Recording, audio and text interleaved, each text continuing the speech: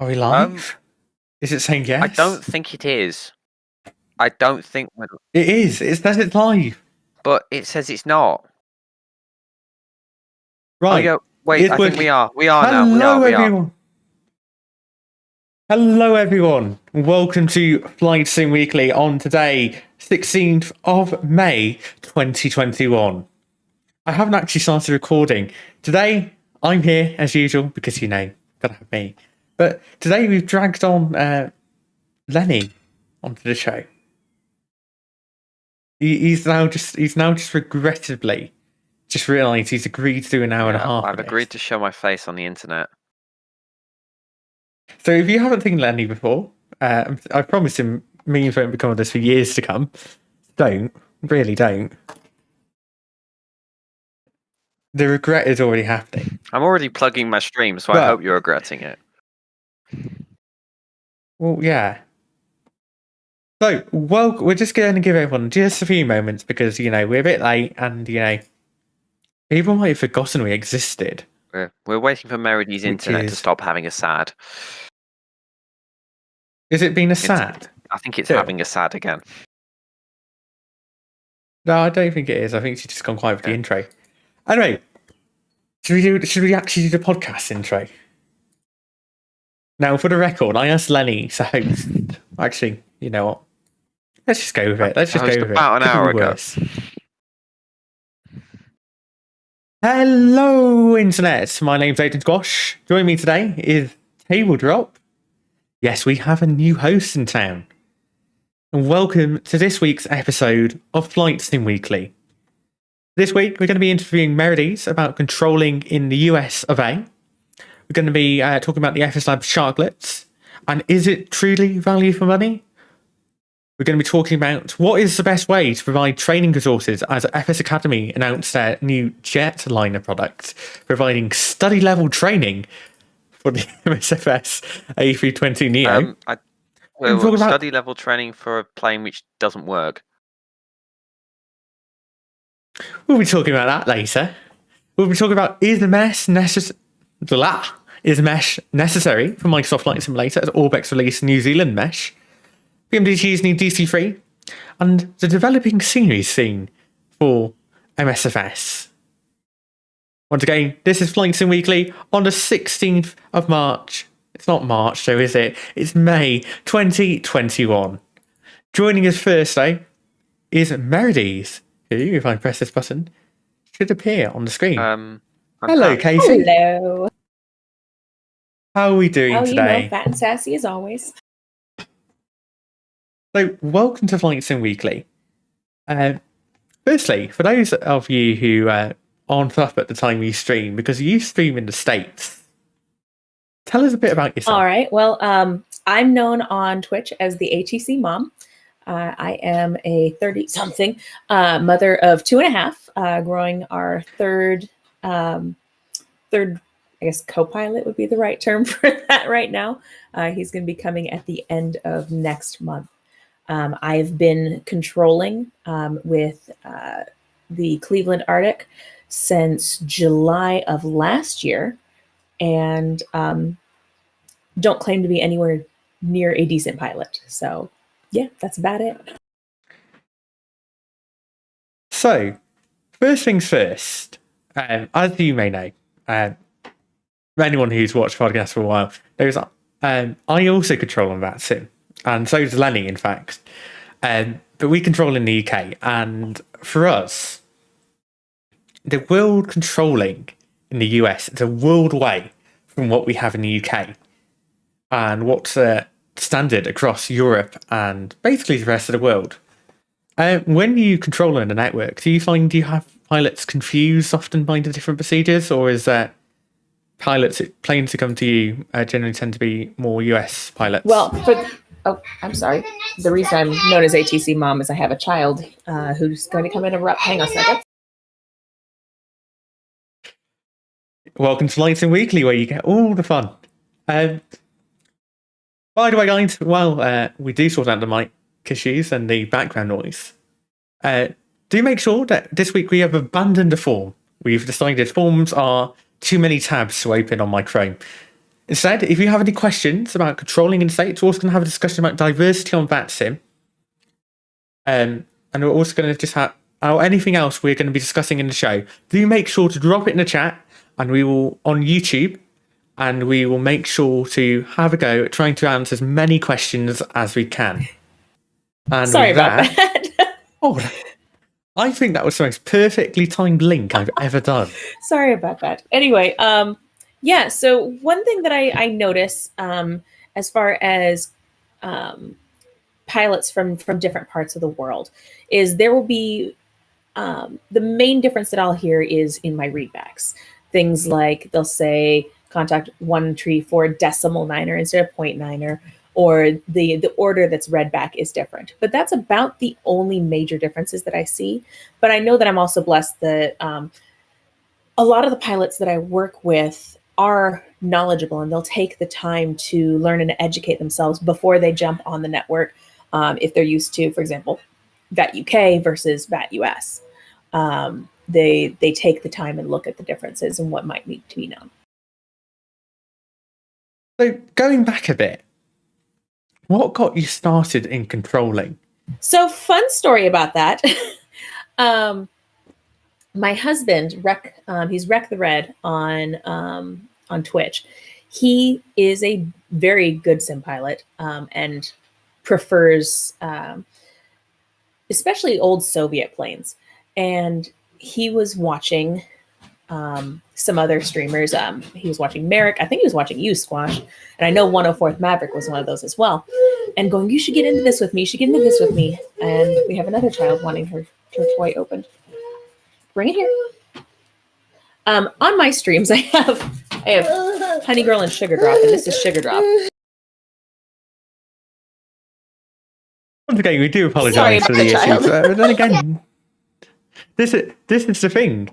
This is the thing I love about Flight Sim. We have so many different people who come and take part in the community, and it's really amazing. Don't you agree, Lenny? Lenny's just recovering his face on the internet. I'm still recovering from that. Also, Bogan asked me if I was a soup, so. What soup would you say you are? Beef, obviously. I cause enough of it. Intriguing choice. I'm sorry. By the way, guys, if you are new to the Flight Sim Weekly podcast, definitely make sure to hit that subscribe button on YouTube, or you're listening for the first time on Spotify. You can follow. You can do the same on iTunes, I think, as well. We're on iTunes? Whatever. We are on iTunes. Fancy. A choice of platforms.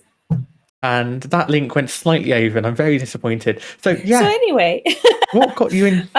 So we were watching several controllers, as well as several other pilots, and especially Merrick and you, Squash. I saw the controlling side of it, and I went, "Oh, this is something that I could do." You know, I've tried flying on his yoke and pedals and the whole setup that he's gotten. I can fly a straight line. I can't land a straight line. It's not good.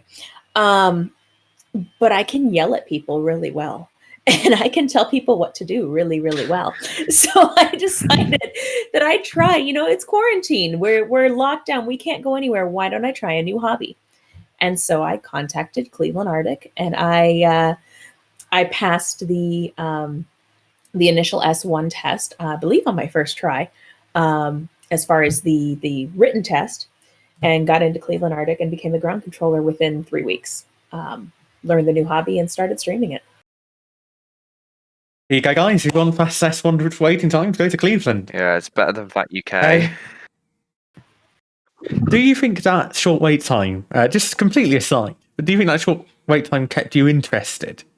The fact you were able to get started relatively quickly? That helped. And I know I've heard horror stories of, there's one guy I've heard that's been stuck waiting for 4 years in the Germany training session. I feel really bad for him. But that definitely did help in that I was able to focus on what I needed to learn and get it learned and put it into practice almost immediately. I didn't have to wait 2 or 3 months between sessions. Now I know that Cleveland Arctic specifically is growing. You have to wait 1 or 2 weeks now for training instead, but I've heard that that's nothing compared to you guys over in the UK, and I feel bad for you. Because I just realised you actually, so when you started becoming interested in controlling, that was when I was in my infancy as a streamer. Yeah, I've been watching you since I think I'm at a year watching you now. Everyone's starting to come through with 12-month subs at the moment, and it's really quite shocking because I didn't realise I'd been streaming for that long, and yet here we are. And now I was crazy. Now I'm so committed. I did 21 hour, I should say, stream. I think I rated you on that one. Well, put it this way: we were up so late you couldn't leave me.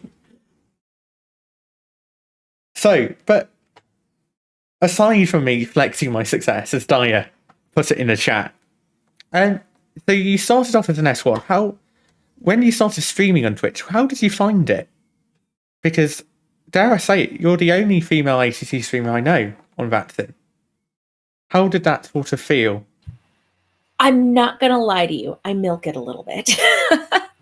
I take advantage of the fact that, and that's not the right word. Taking advantage of the fact is not the right word. I've enjoyed putting myself out there as the ATC mom, and I specifically chose that nickname and that persona to take on because I realized there are a lot of kids that are into this. And I'm old enough to be some of their moms, and it's kind of frightening. I've got 13, 14-year-old pilots that come and fly with me every single time I am online. And I know that they're looking for that, that I guess nurturing mindset is how I put it in there. I take my time and I'm patient with them because they're not. Get away from me on Heathrow. They see that I'm on and they know that I'm going to take that extra time for them. Yes, I see Jamie Prince. I'm the ATC mom, and there are people who will log in and say, "Hi, mom, I'm here." Okay, great. Let's get you flying. Let's go. So one thing we discussed on the podcast a few weeks ago with another Katie, actually, Katie Pilot, is that there is not many women who control on VATSIM or take part in VATSIM. Did you feel when you came into the environment for the first time it was potentially hard to get into? Quite the opposite. I actually felt very welcomed and felt that people were eager to get me first in the training, eager to get me trained and up and on the network. And then as soon as I logged into the network, I felt like people were, especially when I started streaming it, felt like people were excited to see, oh my gosh, it's a girl streamer. And this is a girl controller. Let's go fly into her airport. And I've even had some of the guys in the Cleveland Arctic tell me they purposefully control the airports around where I'm at because they know they're going to get more traffic when I'm on the network. And do you feel VATSIM as a network could be doing more to help promote diversity? I don't know if they could as a network itself, beyond, perhaps having an event like a girls' night out type event. I think that there just needs to be more awareness. .NET Marketing, take note. .NET Marketing should take note right now. They watch the stream? I mean, yeah, I've suggested it before to a couple of other female streamers, both in Cleveland and in the VAT USA Discord, saying, we should have a girls' night out where we all control one specific area, whether that means some of us have to get our visitor certification or not. But also, I don't think that there's. Let's come over to the UK. I don't think that there is a lot of awareness outside of the hobby that there are girls who do this too. Because if you think about flight sims, especially when you get into more of the commercial side of it, you don't see a lot of girls, even in real life, doing it. I can think of, out of all of the streamers that I follow, there's probably 3 or 4 who are consistent with it, and others have either given up or moved on to different hobbies. And it's not that there's an issue with sexism that I personally have experienced, but it's just not, there's not a lot of awareness of the fact that this is actually a hobby, that this is actually something you can get into. And as far as the ATC side of it is, it's free, I think that's the sort of thing everyone does need to. I think awareness does need to be increased, certainly, about what is available. And more importantly, this is. You honestly, it shocks me still how many people come into streams and say, "Are you real world controller?" I've had several people ask me that, and I'm like, nope, I'm just a stay-at-home mom who likes to yell at people.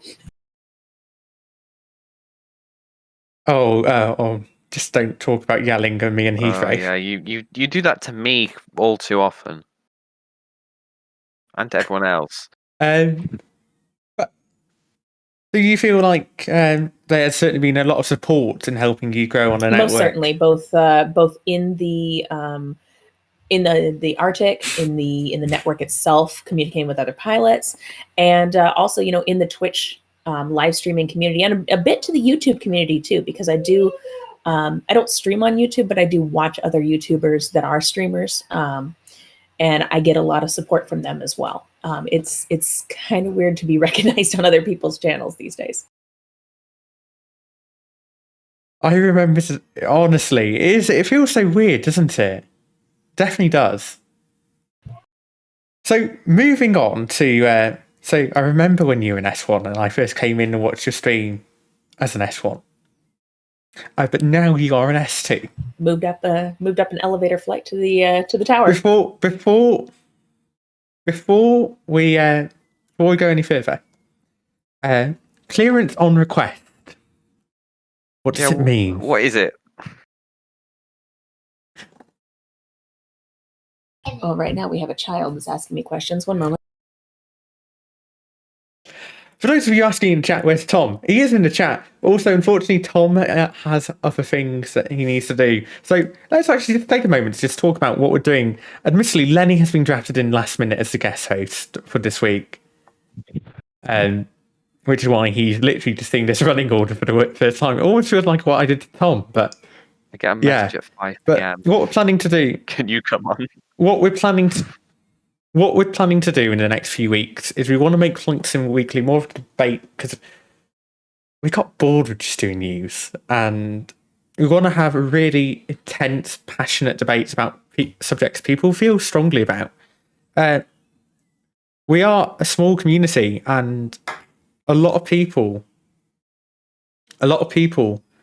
often don't see sides of the community for a long time, and we want to introduce to those sides.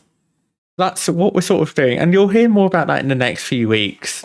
But I think that segue also overran a bit. Good morning, Flight Sim. Or do I just need to put my peers hat on and then just go for it? Right. Anyway, before I get demolished from the internet anymore, so what does a clearance on the request actually mean? Clearance on request is something I don't typically use as much, just because I'm not as high up in the network as to be busy enough to need that. But typically, just like in VAT UK, we work top down. So if we have, for example, if I'm working tower and I don't have any clearance delivery or ground beneath me, I've got to work all those positions. And if I've got planes coming in constantly and planes taxiing, obviously the ones that are flying take precedence over the ones that are driving, taxiing, versus the ones that are just sitting parked at the gate. So they call for clearance. All right, clearance on request. Give me just a second. I know you're needing your clearance. Your next number, clearance on request number 1, clearance on request number 2. We're going to get to you. I know that you need your clearance, but give me a second. So it's basically a really fancy way of saying stand by. Yeah, basically like sit down, shut up, put your seatbelt on, I'll be there in a minute. Because I just remember I've heard it on delivery frequencies in the US, and I know in the UK we just literally can read off a strip and that has everything we need. Is there a bit more information you need to provide in the States? Depends on the situation and depends on the airport. There are some airports that have, for example, in Pittsburgh, if you're flying a prop jet, your altitude will change for your initial takeoff versus if you are flying a jet aircraft. You're flying a regular GA with just props. Your initial altitude is 4,000 versus a jet aircraft is going to be 5,000. So it's things that you have to remember. A a lot of times especially with newer pilots, the filed flight plan is not going to be accurate to current SIDS or one of the things I see the most, and I'll show my cheat sheet here, taped up to the side of my computer. I have all of Detroit Metro's SIDS just printed out and ready to go, and people will have an incorrect one. The most common I see is the Pavel 1 departure versus the Pavel 2, and that changes your RNAV waypoints drastically. So I have to go through and make sure that everything's right. The direction of flight obviously changes the cruise altitude. And if, for example, we're in the middle of a major event, I've got 5, 6, 7 people calling for clearance. Well, I've got to verify every single one is correct before I get to that point. So yeah, you might have clearance on request for plane number 3, 4, and 5 because I'm checking 1, 2, and 3's flight plans all at the same time. But that's typically more if we're having a busy event night, and say I'm working delivery instead of ground or tower on that. I guess that makes sense, especially because you have Definitely. to file the SID in the US, which we just give you the new one, and then you have to say if you can't take it. Yeah. Oh, yeah. We at least in my personal experience, because part of it is I don't want to disappoint anybody, and that's just part of that's me, and part of that's my perfectionism. I want to make sure that every single pilot can get up and in the air as fast as possible, because at the end of the day, you don't want to sit in an airport the whole time. You want to be in the air. You want to be talking to the approach and departure controllers and the center controllers, rather than just measly little delivery tower and ground. Well, so funny you should say that. So in the UK, we're having a bit of an issue at the moment. Well, it's dying down now. The lockdown restrictions are being eased in the UK. But one of the things is, we are sectors, even ground and tower sectors and app sectors, have been overloaded Yeah. because of the amount of planes we are getting. Do you feel the fact you attract less traffic is almost a benefit? And is almost like, I forgot the phrasing. Is it like blessing in disguise to sort of helping new pilots to Yes network?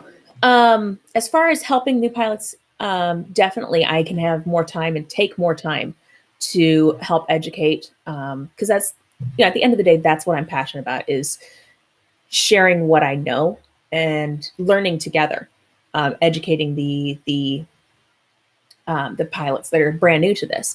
And if I've got a slow day at the airport, absolutely, I don't mind taking time and, for example, pulling up charts and sending links to charts via the chat to the pilot. If I'm busy, I don't have time for that. And definitely there's more downtime, I've noticed, compared to the traffic that you guys get over in the UK. But there's also more airports that are staffed to choose from during the peak times in the US. So, instead of having, for example, the state of Michigan itself is about the size of England minus Scotland, just to give you kind of a good idea. So What's England. that? So England. Yeah, Scotland's not in England. So sorry, the UK, England. Yeah, It's really bad now. the southern half of the UK is about the size of just my state. The entirety of the UK can fit inside of Texas. So you have so many airports grouped together in such a small space in the UK and in VAT UK and in VATS in Europe, versus you have the entire US to choose from that is staffed throughout.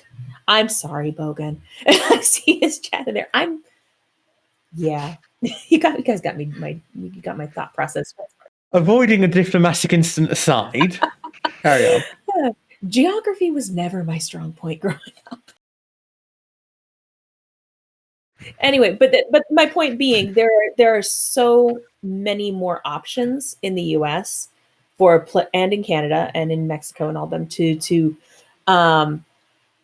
fly from, and so many more controllers to fly from. It does seem a little bit slower in the U.S.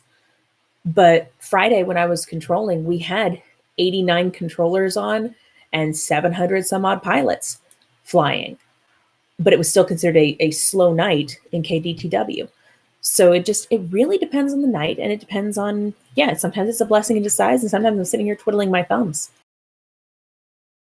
One of my main disappointments when you were doing the charities theme was I managed to put it on the one weekend there was not an F&O. Because the F&Os you guys do in the States are insane. Like, if you haven't already heard what F&O is, it's Friday Night Ops. They go somewhere in the US, they staff about 50 centre positions all around, and it's just manic. Have you had a chance to control for an F&O yet? F&O was actually this past Friday, but there were so many controllers on that it was still slow in KDTW. I think I controlled somewhere around 40 planes total over 2.5 hours, and that felt very slow for me. So with the blessing in disguise that we were coming back to earlier, so you said it's good to help new pilots, but you think the overall saturation of controllers may make it less of a good thing that there's less traffic? I don't know if it's less of a good thing or not. From the pilot side of things, I think that's exciting for them to be able to choose from so many airports to be able to go to for example, let's say, I'm just going to take this past weekend again. We had Bradley and Baltimore and IAD and JFK, and of course DTW, all staffed up, fully staffed up. And those are all within an hour hop from each other.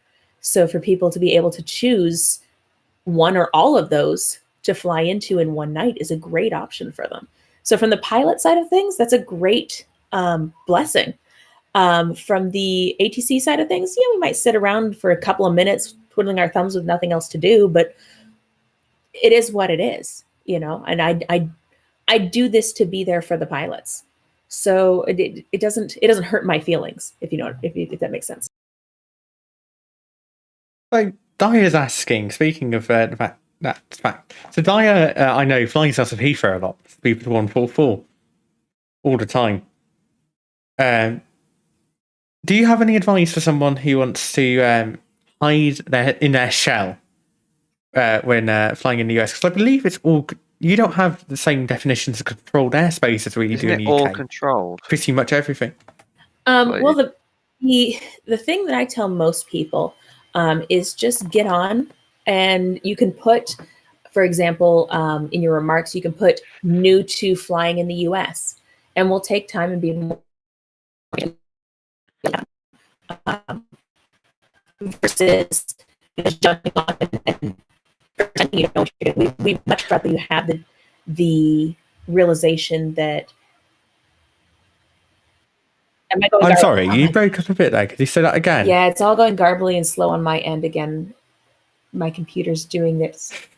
Unfortunately, my transatlantic cable did not lay itself in time for the stream. So we're having a few technical issues with the connection. Let me know. Do I need to reset the connection again? Nah, it's working.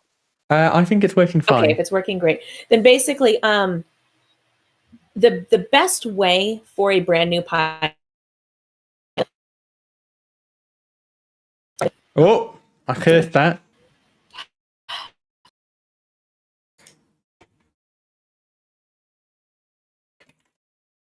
Right, what we're going to do probably is, unfortunately, we are losing our connection to States. Merides might be with us. Is it working? It looks like we've lost connection, unfortunately. So what we're gonna do is hang on.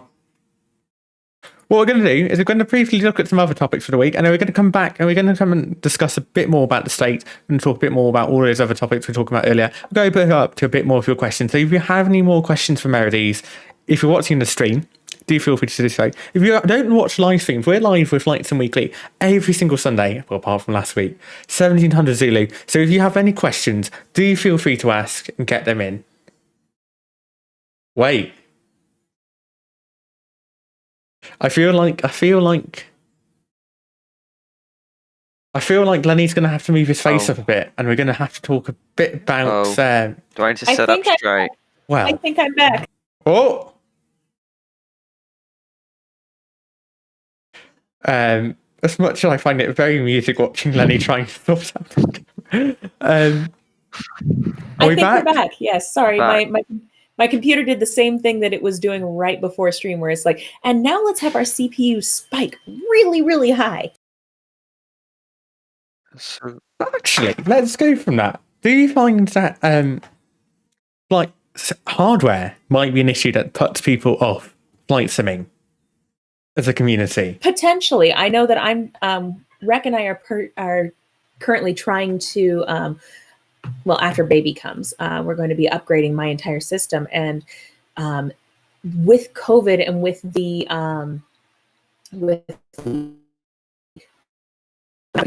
GPU shortage. computers during quarantine, it's created there's so much shortage and so much price spikes that are definitely preventing people from upgrading their hardware, myself included. I'm afraid the signal died again a bit there. What we're going to do is we're going to just try and get some time to diagnose the issue.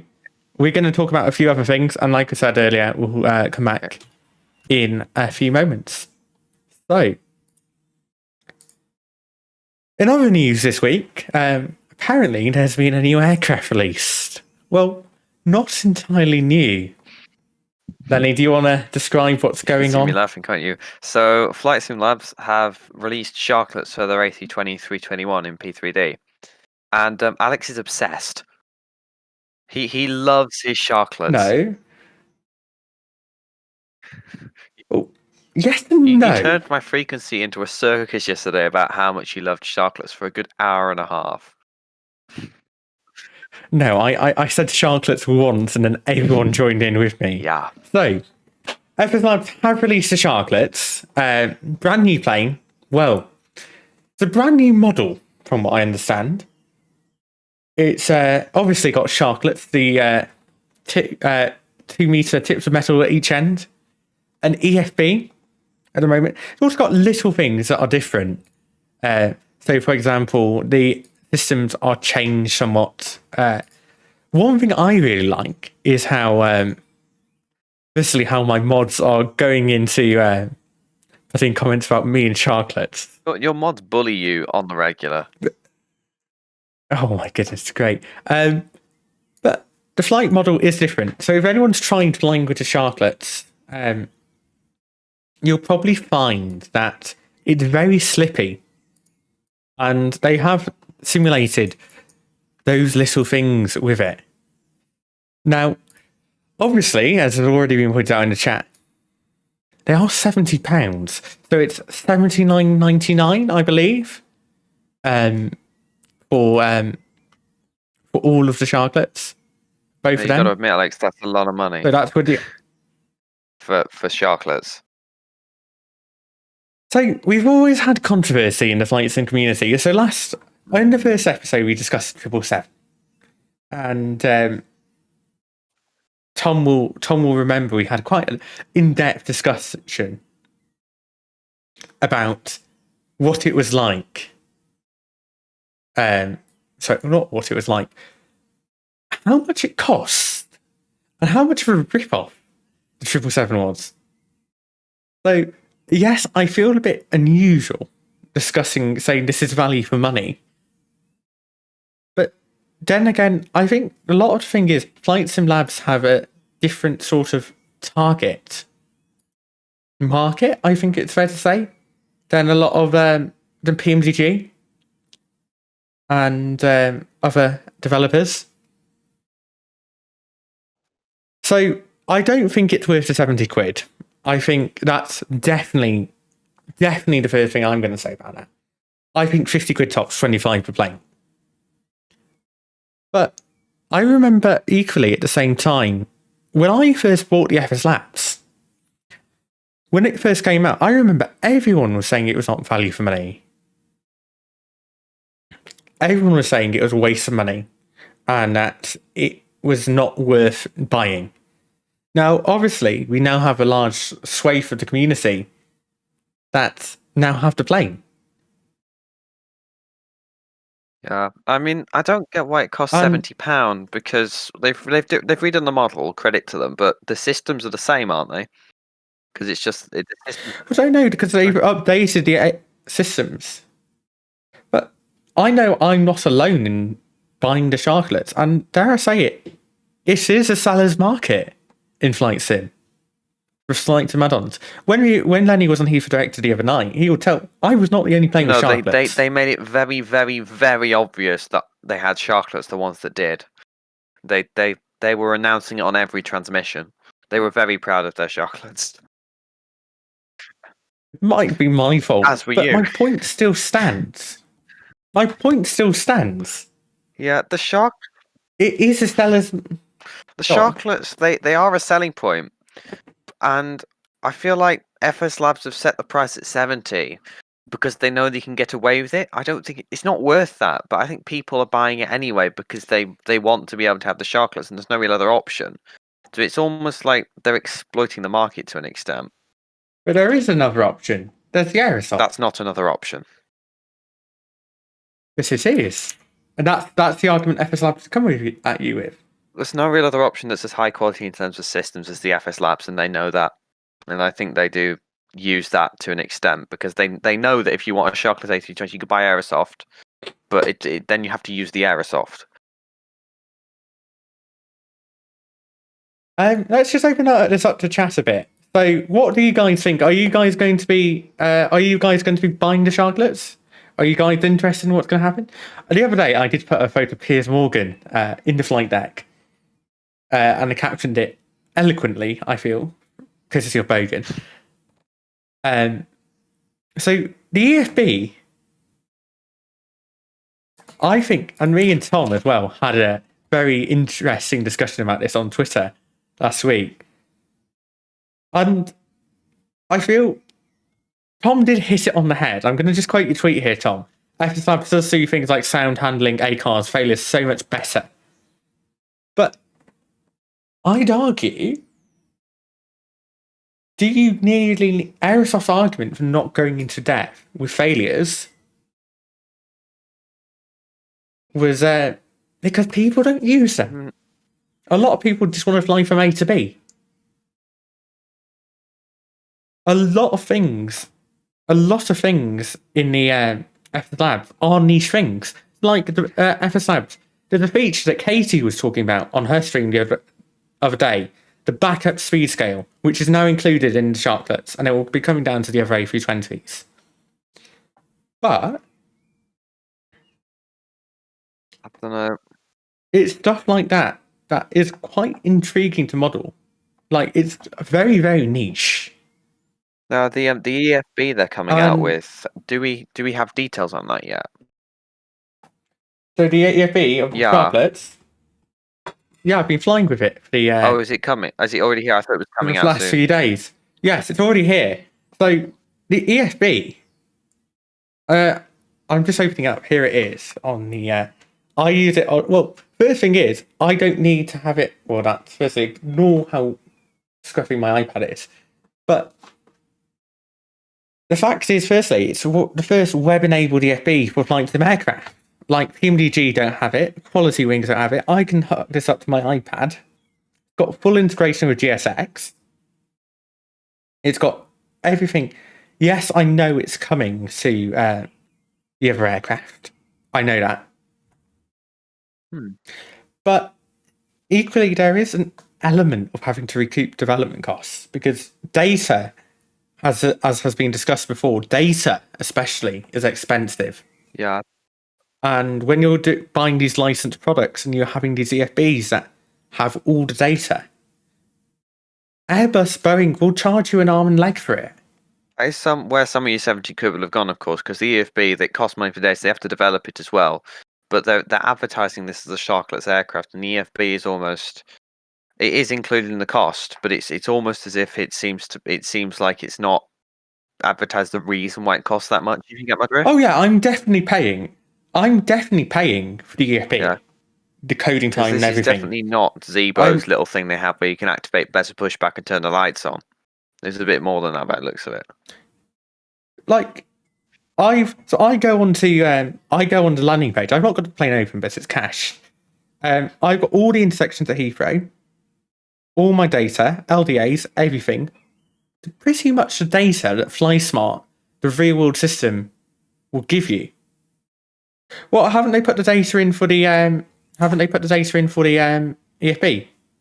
It might not be Airbus directly, but it's definitely official data. I think the thing is, and I know people disagree with me on this, it's overpriced, I think. I think 50 quid would be, for both planes, would be a nice price. Yeah. It's £56 without VAT, so that's $79. Definitely, it's definitely overpriced. But I don't think it is fair, like Delta was saying in the chat. It's not just putting on 2 chunks of metal at the end and your plane looks like this. For Airbus it is, but for this, yeah, they it's- have to remodel.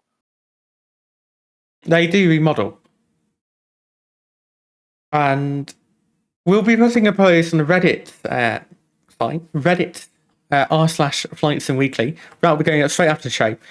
And I want to hear your thoughts, because we're going to come back to this next week, where hopefully someone a bit more knowledgeable on the FS Labs will be joining us, and a bit more knowledgeable about the plane itself will be joining us, and we'll be able to have a true contrast and hopefully have a nice in-depth discussion about all of that. And speaking of in-depth discussion, I hear we have restored connection to the United We States. can't have a camera though. Yeah, unfortunately, OBS has decided to crash my computer, so we're audio only now. Excellent. So, what were we on about? There's times where people say we should Controlled pre-record airspace this. in the United States and why it's different to British airspace Yes. and which one's better. Which one's better? Firstly, I think it's fair to say that Merides doesn't control that. They won't have that level of... Well, actually... What sort of dealing with VFR and zone traffic do you end up doing in the States? Because I've watched a bit, but not much. Because due to the time zones. Rather around an airport, isn't it, rather than Delta? That depends on what the airport specifically has. For larger airports, for example, Cleveland, Detroit, JFK, Houston, etc., you're going to have a Class Bravo airspace. For smaller airports, for example, Pittsburgh is considered even though it's a 6 runway airport, it's still considered a Class Charlie airport. And then you have your Class Deltas and so on. That just the smaller they go, the lower the ranking is, and that just changes up how the restrictions are in those airspaces. But you never leave controlled airspace either, do you? Because it's like it's Class E everywhere, isn't it, I think. That's correct. Yes. Yeah. Whereas you can just sort of end up in Class G. You're on your own around here. That being said, the higher airspaces that are not surrounding airports, if you're flying GA traffic, you'll still do you'll still do pretty much the same as you would, like you were just saying. You're kind of on your own if you're doing a GA plane until you get back into the Charlie and the Bravo zones. That makes sense. Yeah, because we don't really have Charlie around airports or anything, do we, Alex? It's like Charlie sort of confined to, is it the Holyhead area? Charlie is high level airspace, but below flight level 195. And all airspace above flight level 195 is Charlie in the UK. But I think it's important to remember, we're looking at this, me and Lenny particularly, we're looking at this from the perspective of UK controllers, where compared to the rest of ICAO world, we have very different approaches to doing flight information services. It's not ICAO compliant in the slightest. Yeah, we are definitely different in the UK. And finally, last but not least, so you started streaming and you started. Did we ever get up to how your tower training went? We never did we? How did your tower training go? Well, there are clips on my Twitch stream if you want to see how badly it went. Did you get to Strange stream your metrics. training? I streamed my OTS, my over the shoulder test. I failed my first one due to just getting a bit overwhelmed and also forgetting how to deal with helicopters, and that was entirely my own fault, and I realized as much. And it was funny because in my chat they were like, "Oh no, come on, she should have passed." I'm like, "No, guys, no. It's okay if I didn't pass that. I can take it again." And I did. I think 3 days later I took it again and passed it with flying colors, because I'd much rather not be on network not knowing how to do things properly.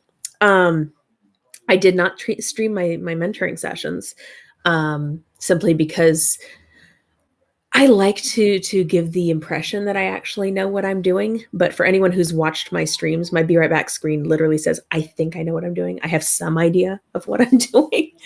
I'm very much a proponent of fake it till you make it, but learn it while you go. And because of that, I don't have any problem letting people know I'm still a student. That's what S2 means. I'm a student level 2. So it was nerve-wracking. The training and the testing was definitely learning something brand new to me, because I don't fly. It was all I'm a blank slate for my trainers, which they kind of like sometimes. But I made it. I'm doing tower now, and once this baby comes, I'll start in on approach and start frying my brain again with new things. What's been your favourite thing about being a controller? Out of all your experience, what's been your favourite moment? Oh gosh. I think my favorite thing is seeing the same people coming back over and over and over, and getting that feedback saying, I've been to KDTW millions of times in real life as a pilot, and she sounds like she could actually be somewhere on network in real life. That means a lot to me. Seeing the same people, for example, Kitty Monster in your chat, and BMAC in your chat, fly with me a lot. And seeing them in there every single week brings a smile to my face.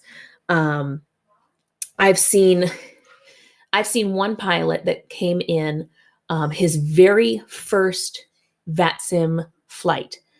He came in for GA flight with me for patterns. And I walked him through step by step what everything meant.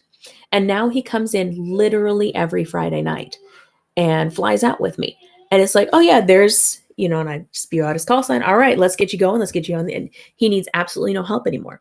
So to see him go from completely Aww. nervous, me explaining what a pattern is to him, what base and downwind and crosswind and all, what call your midfield downwind means, to go from explaining all of that to him doing now cross national flights, flying up to Canada, flying across the pond, seeing him go that far just means a lot.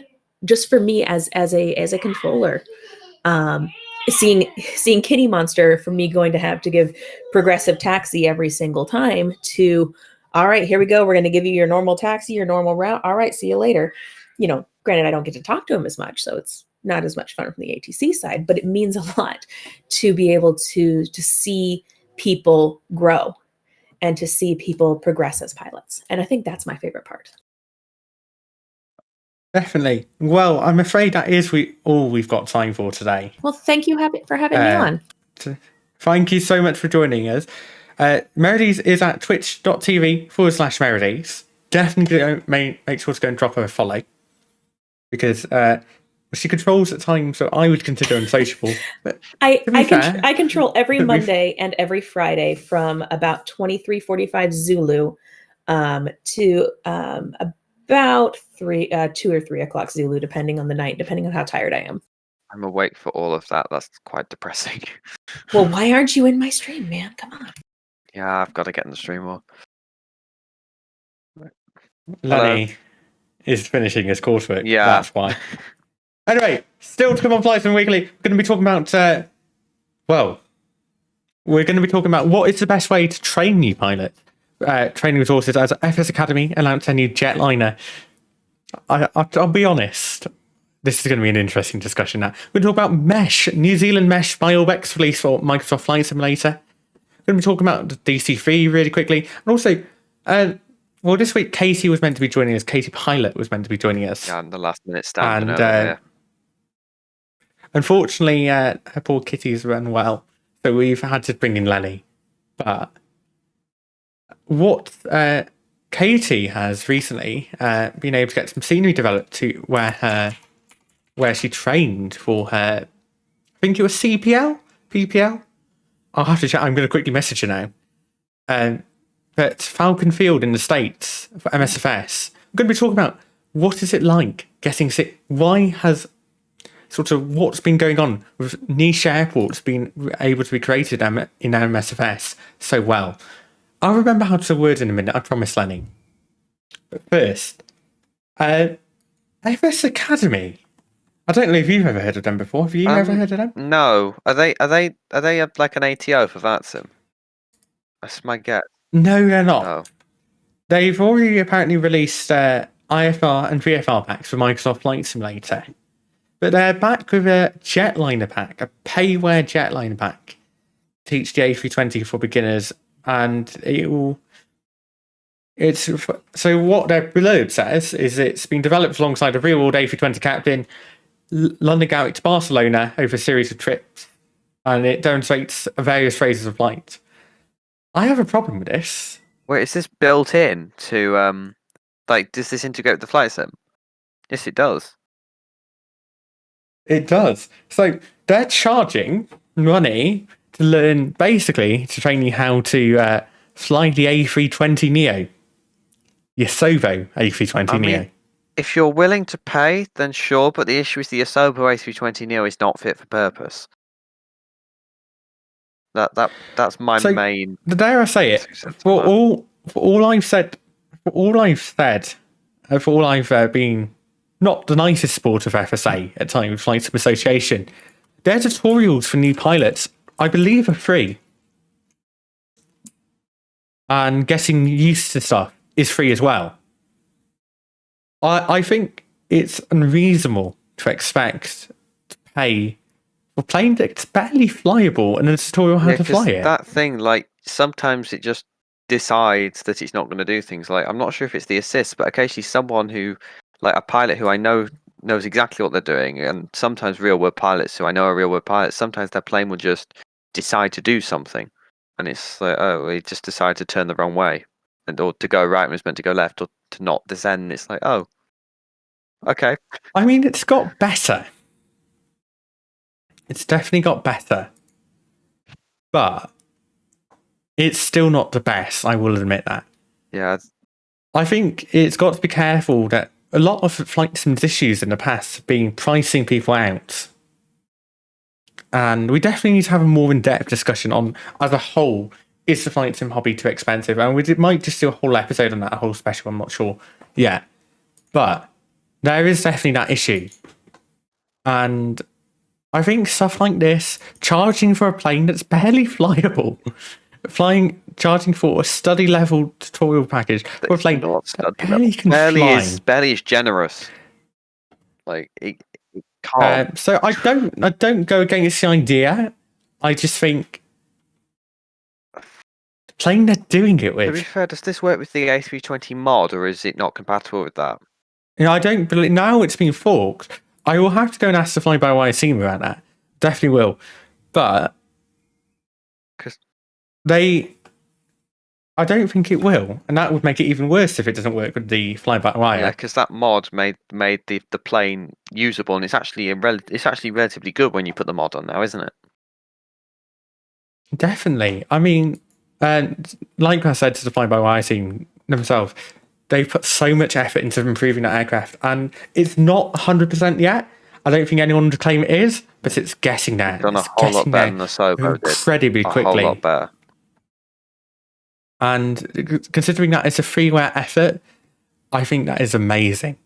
So, well done to Fly-by-Wire. It's like with Zebo, isn't it? Because when people just do that and they put it on the internet for free, you're like, wow, that, like, thank you for donating this to us, I guess. Yeah, I mean, this is the thing. It's shocking to people almost, really. And that's sort of a sad side of the community. But hopefully, with MSFS and what we'll talk about later, this will change. What hasn't changed though is Orbex have managed to release a scenery product, a wide-scale scenery product for Microsoft Flight Simulator. And to be fair, I'm impressed. So, Orbex have released a New Zealand mesh Microsoft Flight Simulator, and what they have said is it includes 10 meter resolution, but it will in future bring LiDAR data, which has resolution up to 1 meter, and it's a major upgrade from the original mesh. Now, mesh is one of those things I think goes forgotten in Flight Sim. I genuinely think it does. Because I know these photos will have been cherry picked. Yeah, they've picked by Orbex mountains to and sort of breathtaking scenery, but at the end of the day, you're more likely to be flying over the middle of Auckland than you are of this. But so it's interesting because the FS Elite comment section, for all I may think it is a bit silly at times, did actually have some very interesting thoughts on this. And Frank said, "It's subtle but noticeable." And in Flight Simulator, there is a lot of things that are subtle but noticeable. And I'm just going to check the store really quickly how much this costs from Orbex. Actually, so it's £8.80. So it's $15.95 Australian dollars. that's nothing. With some of the improvements, yeah. For the entirety of New Zealand, like, it's fair to say their global products are dead for MSFS. Yeah. Like, they were never going to come due to the nature. At the end of the day, MSFS comes basically with Orbix Vector pre-installed, doesn't it? Because I'm guessing this mesh is like specific to the location rather than it being the generic tiles that they would ship with the. I think it was the Orbix global mesh for P3D. If you didn't get Vex, they ship some generic tiles and it would autofill them, wouldn't it? But like, I think if Nepal Orbex, if you're watching, I know you probably are, but if you're watching Nepal, because I did my first flight in MSFS in Nepal, and I've seen those mountains in real life, and I will tell you they're vastly underwhelming in the sim.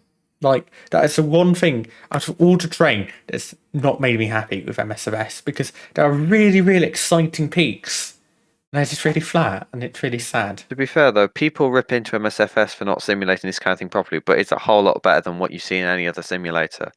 Because like, the other simulators currently have the edge on aircraft because they've been around longer, so they will. But like, you can't complain about the scenery in MSFS by comparison. It's just a lot better.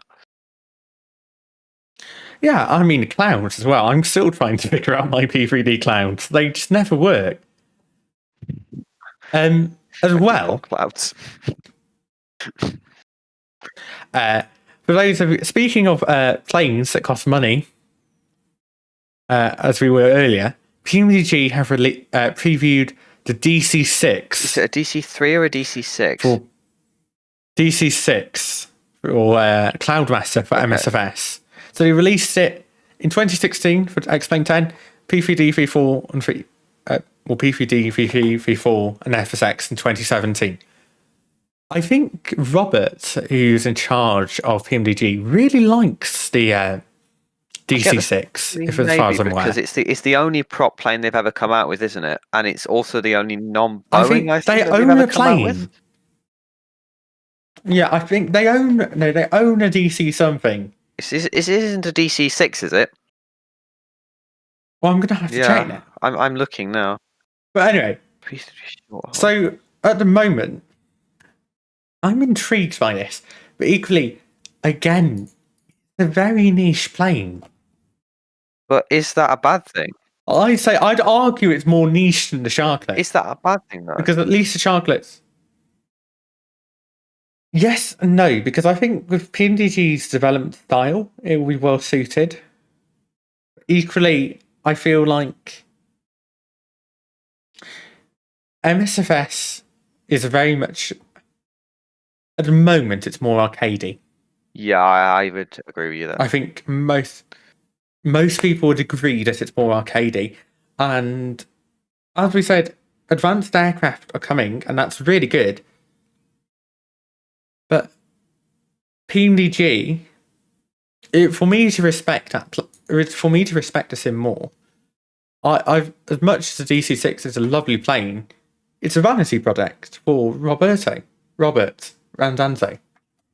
It is something that I'd expect to see out of Carinada rather than out of PMDG in general, based on their other products. But if it's come out of PMDG, we can probably trust that it's going to be very, very high quality, especially since they've produced it before for other simulators. Very, very high price as well. This is true, but you can't complain about the quality of the product you get from PMDG. But also, we talk about overhyping stuff. They're now previewing enough planes, despite the fact they already previewed the 737. And we know the 737 isn't coming for many months now. This is true. So this is probably a year down the line. Yeah, you sort of wonder maybe they should hype one product at once. Although, to be honest, I do feel like the DC-6 whilst it is an amazing thing if you want to fly historic stuff, at least as a VATSIM controller, I am slightly wary. Because there's only 15 of them still flying. You're worried about any plane that doesn't fit into a normal weight category. No, it fits into a weight category. No, there's 15 of them still flying. My worry is the chances are this is going to be a very, very realistic modelling, so it's not going to be able to do RNAV. And that's going to open a whole new kettle of fish if someone tries to fly one out of Heathrow. Or into Heathrow. You've heard it here first. When Lenny's on Heathrow, don't fly the DC-6. No, when Lenny's on, you can fly the DC-6, but I am wary of it. Wrapping up, because unfortunately, my dad recently has just been asking me to do most random things, and I might need to go and I don't think I can really discuss it on stream. But basically, actually, I can. Basically, my dad wants me to try fishing. Your dad wants you to go fishing? He's decided. And I don't know why I said I can't discuss on stream, because I absolutely can. I'm just like, I'm gonna have no idea how to fish. I'm worried. Well, anyway, this also means because we want to get going before it goes totally dark. It's raining. Why does he want me to try fishing in the rain? Anyway. Oh well. Right. Okay. Are we moving on to the quick bits? You can tell. I think we're going to save the senior discussion for next week, definitely. Quick bits. Well, we've got 2 weeks of news to go over, very briefly, but we will fire through. Firstly, Axonos has released Perth Airport for MSFS. Default jetways still. This is the first thing I'm going to say. Default jetways. Explains default jetways are not motorised. So this is for MSFS. And they are. Is there no SOD yet for MSFS or something like that? Because I think that's the sort of thing. I mean, it looks a very nice scenery, but the default jetways. Sure, the new jetways will come in time, but those default jetways aren't as bad as what you get in some sims. In fairness, it's a whole lot better than what you got in FSX. So I'm still not going to complain.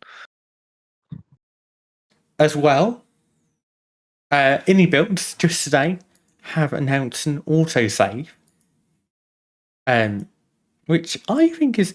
So I didn't realise that you couldn't just FSU IPC autosave like in P3D in X-Plane until very recently. And Lenny flies in X-Plane.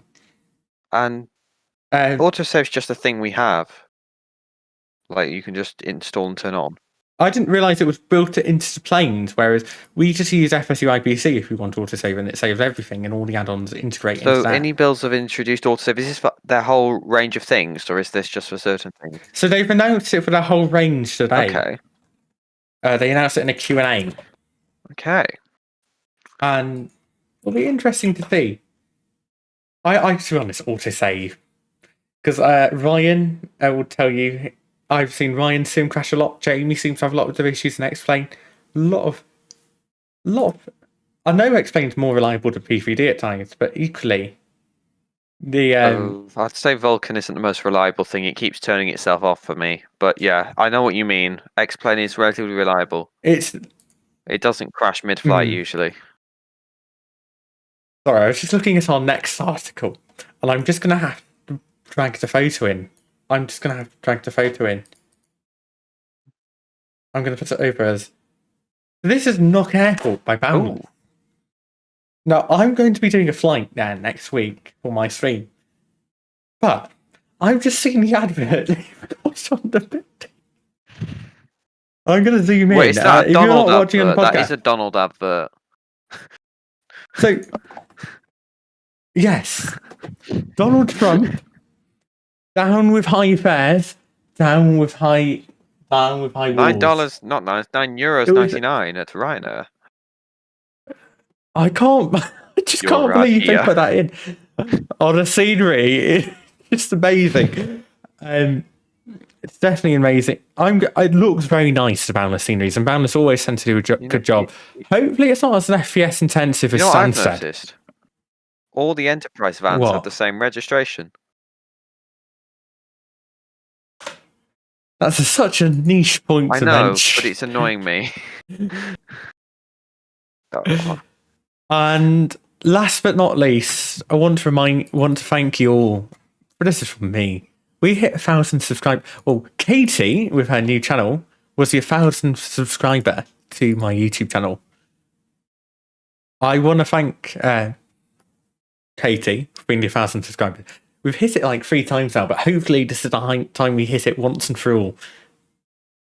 We're going to be doing some new things for Flight Sim Weekly soon. I've got to admit, we are in our post.